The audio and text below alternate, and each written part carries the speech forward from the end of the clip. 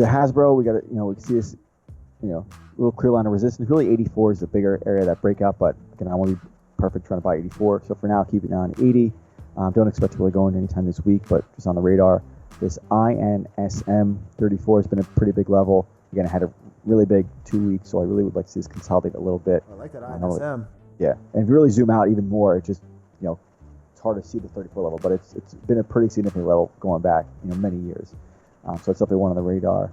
PCTY, that 150, again, 155 is the real all-time highs, but we're trying to, sneak in a little bit before that level so we can, get a little bit better price. SFIX, recent IPO. They got earnings tomorrow. I love this chart, but yeah, so this is a good one. I can't wait to see what comes to these earnings. Yeah, so this is one where, if it blows through earnings and it's, up 32 or 34, that's not really the trend I'm looking for, but if there is that trade through 30, that's what I definitely want to be involved. And then lastly is this Williams-Sonoma. We took this through 88, back in the middle of summer or end of summer, should I say. And this is what we call the sneaky buyback, when we were hawking this thing every single day leading up until August to 88 breakout.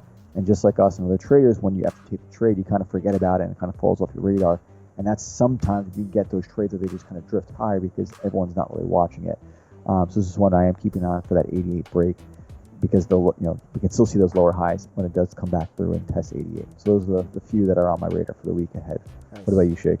So I want to find the names that I saw a lot of strength in today, and we got a whole list of them ready. This whole relative strength, and it's like, oh, the market was down. You wouldn't know it looking at these names.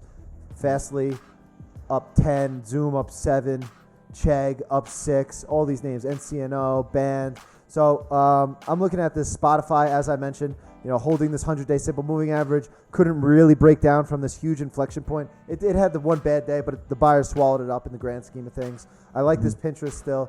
Hasn't really flinched, near an inside day. And if we look back on a weekly chart, just how important this 37, 38 level is, that looks really good.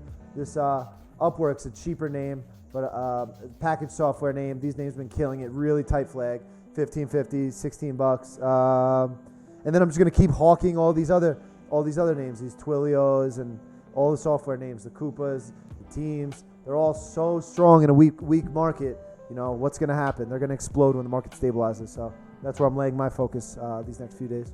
Nice. I really like that Pinterest. Yeah, buddy, Pinterest. Recent IPO high. Fire. Yeah, and the fucking earnings are amazing. Sales growth out the wazoo. Just a really, really good looking setup right here.